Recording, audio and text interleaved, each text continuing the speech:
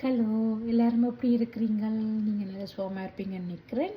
நான் இன்றைக்கு வீட்டிலேயே பன்னீர் செய்ய போகிறேன்.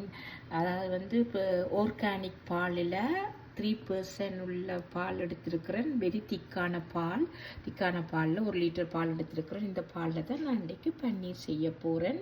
இந்த பாலை நல்லா காய்ச்சிட்டு பொங்க விட்டு காய்ச்சின உடனே அடுப்பை நிப்பாட்டி போட்டு இந்த ஒரு தேசிக்காய் புளியை பிடிஞ்சி விட்டு பன்னீர் செய்ய போகிறேன். உங்கள்கிட்ட தேசிக்காய் புளி இல்லையாண்டா நீங்கள் வினிகரும் விடலாம். நான் தேசிக்காய் புளி தான் எப்போவுமே விடுறேன். நான் பால் நல்லா பொங்கி வந்துட்டுது. நான் இப்போ இதை நிப்பாட்டின உடனேக்கும் ஒருக்கா துளாவி போட்டு நான் தேசிக்காய் புளி விட போகிறேன். தேசிக்காய் புளி உங்களுக்கு காட்டினான் நான் அதில் இப்போ புளிஞ்சி வச்சுருக்கேன். இது பாதி தான் இப்போ புளிஞ்சி வச்சுருக்கிறேன். பாருங்கோ, உங்களுக்கு தேவையான அளவுக்கு விட்டுட்டு இதை உடனே நீங்கள் இப்படி கொஞ்சம் நேரம் இப்படி துளாவி கொண்டு இருக்கணுமா. உடனே தேசிக்காய் புளி விட்ட உடனே இப்படி துளாவி கொண்டு இருக்கேக்கில் உங்களுக்கு திரைஞ்சி வரும்.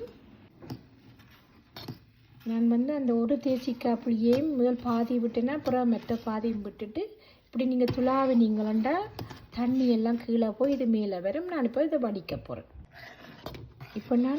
போகிறேன். உங்களுடைய ஒரு வெள்ளை துணி, திக்கான துணி இருந்தால் அதை சுத்தமாக கழுவி போட்டு ஒரு இப்படி ஃபில்டர் வச்சுட்டு அதை நீங்கள் இப்போ வடிச்சிங்கன்னா இந்த தண்ணி எல்லாம் போக விட்டுட்டு திருப்ப நான் இது ஒருக்கா குளிர் தண்ணியில் கழுவுவேன். அந்த தேசிக்காய் மனம் போக வேணும்.